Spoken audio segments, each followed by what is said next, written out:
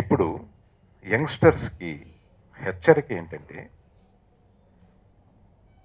ఈ మీరు రెగ్యులర్గా చేస్తున్న ఒక 10 మంది లోపు మనుషుల్ని నేను ఉదాహరిస్తూ మాట్లాడుతున్నాను. ఈ 10 మంది పేర్లో 15 మంది పేర్లో నంబర్ నాకు కరెక్ట్గా తెలియదు, కానీ చాలా తక్కువ నంబర్ అట. ఇది పూర్తిగా ప్రభుత్వం చేతిలో ఉంది, ట్రాక్ చేస్తున్నారు.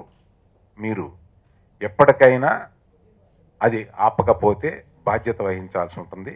దానివల్ల ఫిల్మ్ ఇండస్ట్రీకి, మీరు భోంచేసే ఇండస్ట్రీకి ఎంత బ్యాడ్ నేమ్ వస్తుందో మీరు ఆలోచించుకోండి.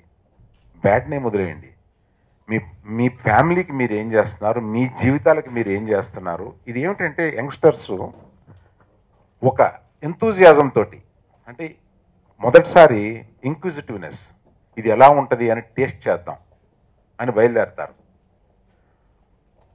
పొరపాటున ఆ టేస్ట్ చేద్దామన్న ఒకసారే మీరు జీవితం నాశనం చేసుకునే రేంజ్కి ఒక దీంట్లో ఇరుక్కుపోవడం, ఒక ప్రయాణంలో జరిగిపోవడము జరుగుద్ది. ఒక్కసారి కూడా ప్రయత్నించకుండా ఉండడం అనేదే ఉత్తమం. ఇందులో నేను ఒకసారి ఒక బాంబేలో ఉన్న ఒక యంగ్స్టర్తో మాట్లాడుతూ, ఎలాగా అంటే to want the other youngsters in the family ఎలాగ జరుగుతూ ఉంటుంది బాబు అని ప్రశ్నిస్తే, ఇది చాలా ముఖ్యం అండి, youngsters have to listen to this.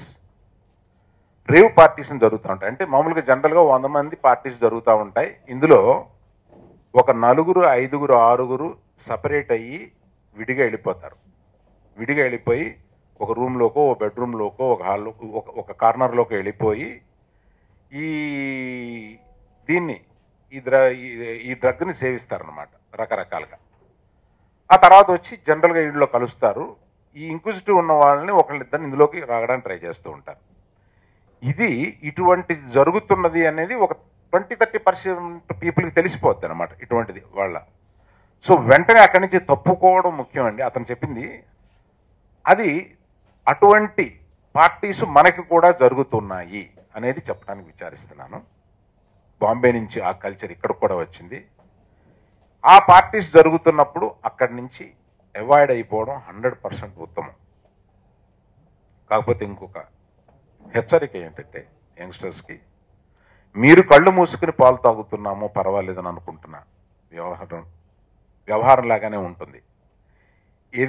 You are tracked in every way and government has got a clear list of who is involved. మీరు అనుకుంటున్నారేమో, నేను ఇలా వాడితో చెప్పి ఈ ఫోన్లోంచి అలా చేసి ఇలా చేసి.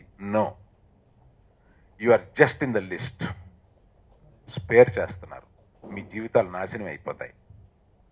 దీనికి మీరు, మీ కుటుంబం ఎంత బాధ్యత వహించి, మీ పెద్దలు ఎంత దీనిని ముందుకు తీసుకెళ్ళి మిమ్మల్ని కంట్రోల్ చేస్తారు, లేకపోతే మీరు కంట్రోల్ చేసుకుంటారు. ఇవన్నీ చూస్తే మన ఫ్యూచరు భయం వేస్తుంది మనకి. బట్ మనం ఉండే ఈ సిటీ, మనం ఉండే ఈ స్టేట్, మన పిల్లలు ఉండే ఇది మనం క్లీన్గా ఉంచాలి. దానికి మీడియా ఎప్పుడు తోడ్పడుతూ ఉంటుంది. సామాజిక బాధ్యతని మేము తీసుకున్నప్పుడు మీడియా ఇది ప్రజల్లోకి తీసుకెళ్తూ ఉంటుంది. మీడియాకి సర్వదా మా కృతజ్ఞత. ఇది ఏదో ఫిలిం న్యూస్ కాకుండా ఇది మెయిన్ న్యూస్లో వచ్చేలాగా చూసి అందరికీ ఈ వార్త వెళ్ళేలాగా చూడమని చెప్పి మీడియాను కోరుతున్నాను.